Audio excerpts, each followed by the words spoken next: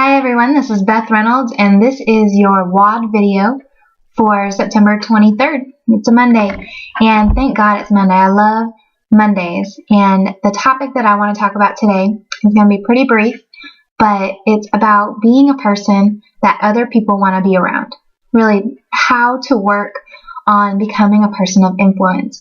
And this is something that I've worked on for a long time, just being someone that attracts other people, because first of all, I try to be positive constantly, okay?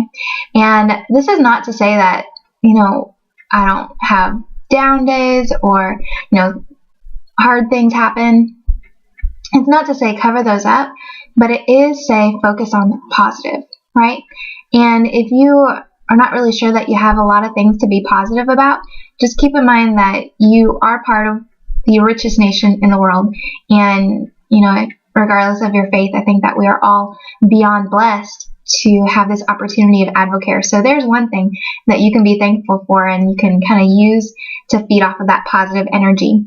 And I gotta tell you, being someone that is really positive is really unfortunately rare in this world. I mean, I think you can go to your job, you can go to even church, you can look on Facebook, and you can almost be bombarded by all the negativity. In fact, I encourage you, don't even turn on the news. It's just negative stuff. But really being able to protect your mind and always being the person that lights up the room when they walk in the room. Not because the attention is all on you, but because you are just genuinely happy to be with people. You're positive. You're an encourager. Right? That's another thing that will help you become a person that other people want to be around, is if you're an encourager, right? Another thing that I have is making everyone feel safe. Okay, no matter what environment you're in your job, in your family, in your church, in your community, make everybody feel safe. And what that means is absolutely no gossip. If you are, talking to a group of friends and you start gossiping about someone that's not there, what does that tell the people that you're talking to? It probably tells them that you gossip about them when they're not around, right? And we don't even want to have any part of that. And likewise, if you are in a group and there's gossip going around, just set yourself apart and say, you know what, I don't do that. And, just let that be known, and hopefully people will stop gossiping around you. Another thing is stop complaining, right? Zero complaining. We've talked about this before. This is so important. This goes back to the positivity thing, right?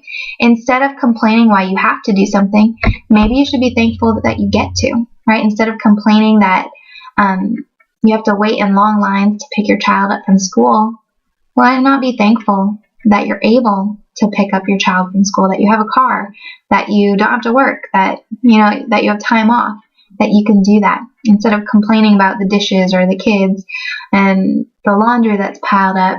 Let's be thankful that you have dishes, and that you have children, and that you do have extra clothes and a washer and a dryer to do that.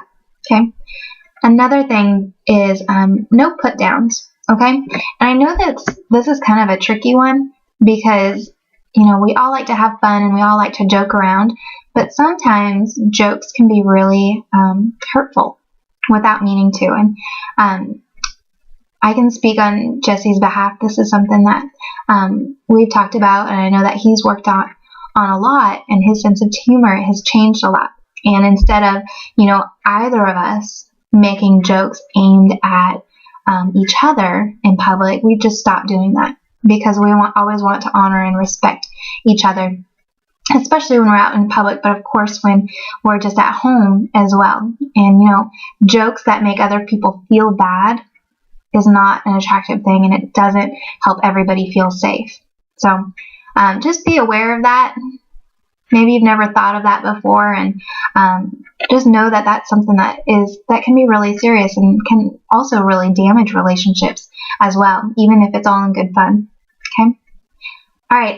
Another thing that I have is work on your relationship with your spouse, with your kids, with your family, with your coworkers. I mean, work harder on yourself and your own relationships than anything else, because I gotta tell you, going back to, you know, the no put downs or the no jokes about your spouse. I mean, it's really rare that Jesse and I find a couple that always speaks highly of each other, that always speaks of each other with respect and with love. But, you know, when we find that couple, that is absolutely something that we notice right away.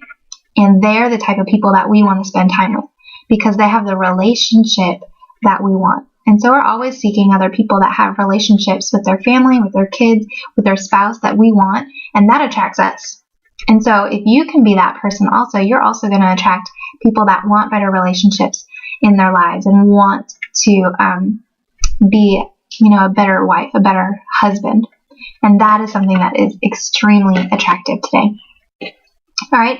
Another thing is treat everyone with respect. Right? We already talked about treating your spouse with respect, both in public and in private. But are you a person that is extremely respectful to the waiter at a restaurant or to the grocery bagger? Do you always just say hi? Right? I think it's really powerful because oftentimes, unfortunately, a lot of the people in the service industry are overlooked.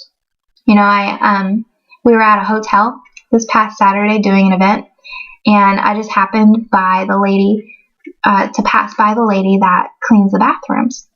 And I just said, "Hi, how are you?" And she just returned the biggest smile, and it was almost as if that smile was because she was saying, you know, someone noticed me. And so, you know, be someone that respects absolutely everybody. And that will add a lot of value to your life, but it'll also show other people that you're a person of integrity. And the last thing that I want to talk about is creating a champion culture. Okay. Now, what this means is creating an environment where you can bring other people in. They feel safe. They feel encouraged. And this is just an awesome thing. We have this going in Jax. And just so you know, Jacksonville is kind of a melting pot for so many different teams in the world of advocacy. And it's amazing the types of people that are in this community. And the beginning of the summer, Jesse and I decided that we really wanted to start a culture in Jacksonville with all of these cross-line advocate leaders. And so we set up a weekly mixer schedule, but also we set up times that we can get together outside of the mixers, right outside of work. We've had a cash flow night, which is just a game night. We're having a barbecue coming up next Friday. We go rock climbing together just because it's fun.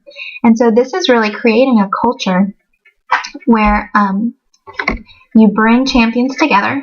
And we know that when we bring champions together, there's a lot of value, and there's a lot of encouragement, and there's a lot of love. And then when you have that going, you can just invite people into that culture, and they get in that room and they get around the people and they're like, man, this is different from anything else I've ever been a part of. And most often than not, they'll say, you know what? I want to be a part of this. I want my family to be a part of this.